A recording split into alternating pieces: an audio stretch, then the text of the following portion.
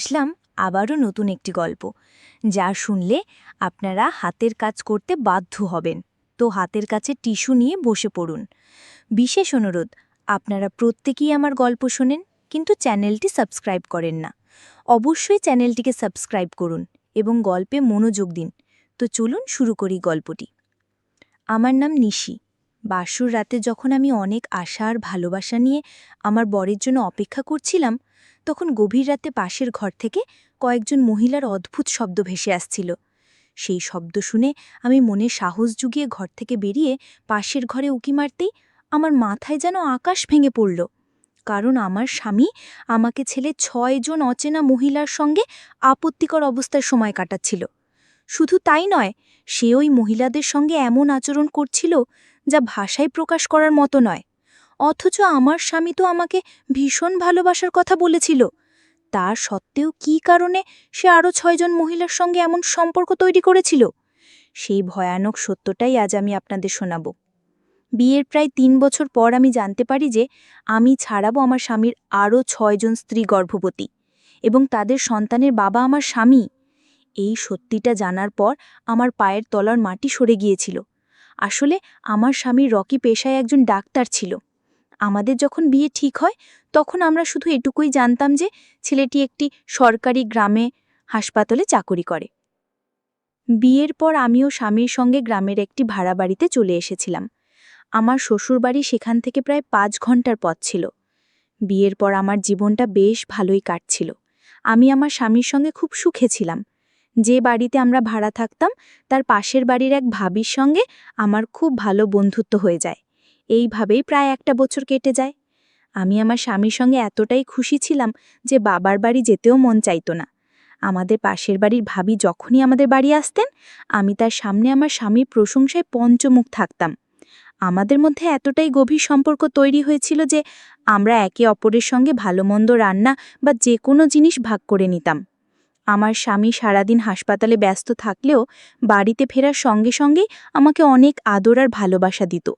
সে খুব ভালোভাবে জানত কিভাবে একজন স্ত্রীকে নিজের নিয়ন্ত্রণে রাখতে হয়।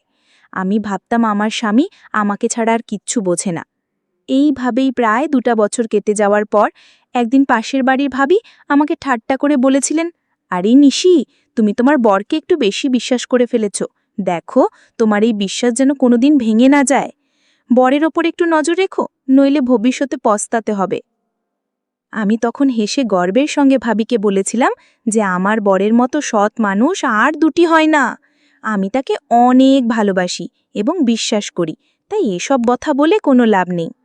ভাবিও তখন মুচকি এসে বলেছিলেন, দেখো, তোমার এই অন্ধবিশ্বাসী যেন তোমার ক্ষতির কারণ না হয়। কিন্তু আমি ভাবির কোনো কথাই গায়ে মাখিনি, কারণ আমার স্বামীর প্রতি আবার বিশ্বাস ছিল অটুট। কিন্তু সেদিন রাতে যখন আমার স্বামী অনেক দেরি করে বাড়ি ফিরেছিল, তখন তার আচরণে কেমন যেন একটা পরিবর্তন লক্ষ্য করলাম। প্রতিদিন সে বাড়ি ফিরেই আমাকে জড়িয়ে ধরত, কিন্তু সেদিন তার হাবভাব দেখে মনে হচ্ছিল সে আমার থেকে কিছু একটা লুকাচ্ছে। আমি তার কাছে যেতেই তার গলার কাছে একটা লাল দাগ দেখে চমকে উঠলাম। দাগটা দেখে মনে হচ্ছিল কেউ যেন নখ দিয়ে আছড়ে দিয়েছে।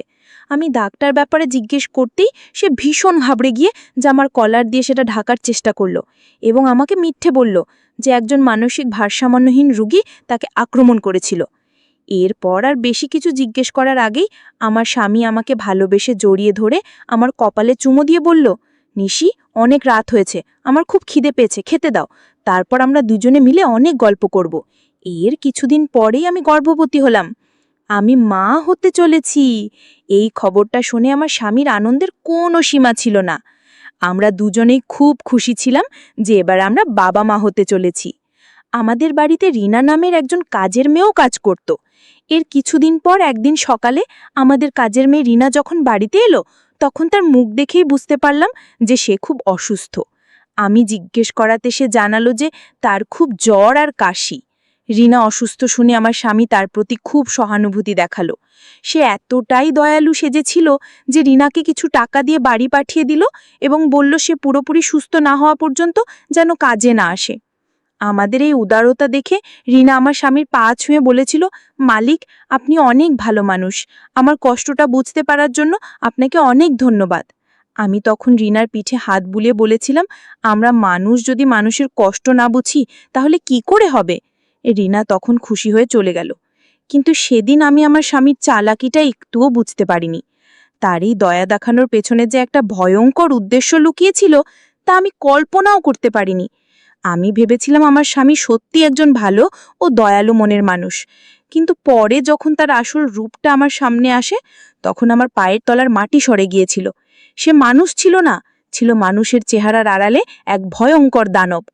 ধীরে ধীরে আমার স্বামীর আচরণে এমন কিছু পরিবর্তন আসতে লাগলো যা আমার মনে সন্দেহের জন্ম দিল।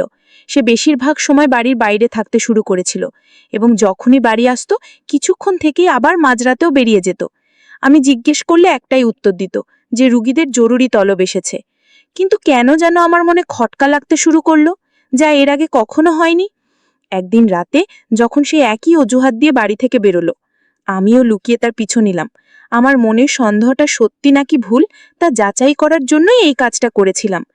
কিন্তু আমার স্বামীর কার্যকলাপ দেখে আমি হতভম্ব হয়ে গেলাম। আমি স্বপ্নেও ভাবতে পারিনি যে সে আমাকে এইভাবে ঠকাবে। সে গ্রামের ভেতরের দিকে জঙ্গলের মধ্যে দিয়ে গাড়ি চালিয়ে নিয়ে গিয়ে একটা পুরনো বাড়িতে ঢুকে পড়ল। সে টেরও পায়নি যে আমি তার পিছু নিয়েছি। আমি বুঝতে পারছিলাম না যে রুগী দেখার থাকলে এই ঘন জঙ্গলের পুরনো বাড়িতে সে কি করছে, কারা থাকে এই বাড়িতে। আমার মনে তখন ভাবির বলা কথাগুলো বারবার ঘুরপাক খাচ্ছিল, যে কোনো মানুষকে অন্ধের মতো বিশ্বাস করতে নেই। অনেক ভাবনা চিন্তা করে আমিও জঙ্গলের ভেতরেই বাড়িটার দিকে এগিয়ে গেলাম। বাইরে থেকে বোঝার চেষ্টা করছিলাম ভেতরে কি হচ্ছে, কিন্তু বাড়িটা চারদিক থেকে বন্ধ থাকায় কিছুই দেখা যাচ্ছিল না। অবশেষে একটা জানালা দেখতে পেয়ে সেটা খোলার চেষ্টা করে বুঝলাম তাও ভেতর থেকে বন্ধ। শেষ পর্যন্ত মনের সব সাহস এক করে সদর দরজা দিয়ে ভেতরে ঢুকতেই আমি যা দেখলাম তাতে আমার দুনিয়াটাই ওলটপালট হয়ে গেল। ভেতরে প্রবেশ করতেই যা দেখলাম তাতে আমার পায়ের নিচের মাটি সরে গেল। সেখানে ৬-৭ জন গর্ভবতী মহিলাকে দেখতে পেলাম। আমি কিছুই বুঝতে পারছিলাম না যে তারা এখানে কি করছে।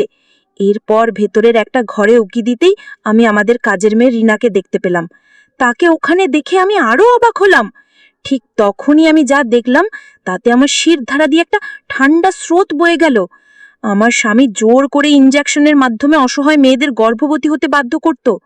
আমার বাড়ির কাজের মেয়েকেও সে জোর করে এখানে নিয়ে এসেছিল একই উদ্দেশ্যে।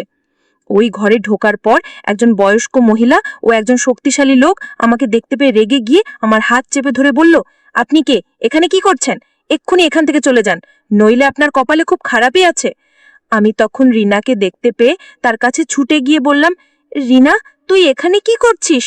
রিনা আমাকে দেখেই জড়িয়ে ধরে কেঁদে ফেলে বলল যে আমার স্বামী তাকে জোর করে এখানে নিয়ে এসেছে যাতে সেও অন্য মেয়েদের মতো গর্ভবতী হতে পারে। আসলে আমার স্বামী অসহায় দরিদ্র মেয়েদের খুঁজে বের করে ইনজেকশনের মাধ্যমে তাদের গর্ভবতী করত এবং বাচ্চা হওয়ার পর সেই নবজাতকদের ধনী নিঃসন্তান দম্পতিদের কাছে লক্ষ লক্ষ টাকার বিনিময়ে বিক্রি করে দিত। এই কথাগুলো সে নিজেই আমাকে স্বীকার করে বলেছিল। সে নির্লজ্জভাবে বলেছিল, নুসরত, আমি যা করছি তা তোমার আর আমাদের বাচ্চার ভবিষ্যতের জন্যই করছি, যাতে তোমাদের একটা ভালো জীবন দিতে পারি, আমরা যেন বড় বাড়ি গাড়ি করতে পারি, তাই আমাকে এই কাজে বাধা দিও না। কিন্তু আমি তার এই জঘন্য কাজে সমর্থন করতে পারিনি। আমি বলেছিলাম, তুমি এতটা নিচু মানসিকতার মানুষ আমি স্বপ্নেও ভাবিনি। টাকার লোভে তুমি এই অসহায় মেয়েদের জীবন নষ্ট করে দিচ্ছ। তোমার এই পাপের ভাগিদার আমি বা আমার সন্তান হতে পারবো না। তুমি যদি এই কাজ না ছাড়ো আমি তোমাকে ছেড়ে চলে যাব। আমার কথা শুনে সে আমাকে হুমকি দিয়ে বলল, যদি বেশি বাড়াবাড়ি করিস তাহলে তোকেও এখানে বন্দি করে রাখবো আর তোর সন্তানকেও কোনো বড় লোকের কাছে বিক্রি করে দেব। তার এই হুমকি শোনার পরেও আমি তার কথা মানতে রাজি হইনি। আমি কোনো ক্রমে সেখান থেকে পালিয়ে সোজা থানায় চলে যাই এবং আমার স্বামীর সমস্ত কুকীর্তি ফাঁস করে দিই। সেই লোভী আর নিষ্ঠুর লোকটার আসল চেহারাটা জানার পর আমি তাকে ছেড়ে আমার বাবার বাড়ি চলে আসি। আমার বাবা মাও সবকিছু শুনে আমাকেই সমর্থন করেছেন। আমি কখনোই চাইনি আমার নির্দোষ সন্তানের বাবা এমন একজন নিষ্ঠুর, অসভ্য আর নিচু মনের লোক হোক। তো বন্ধুরা, আজকের গল্পটি এই পর্যন্তই। ভালো থেকো সবাই, কথা হবে পরবর্তী ভিডিওতে।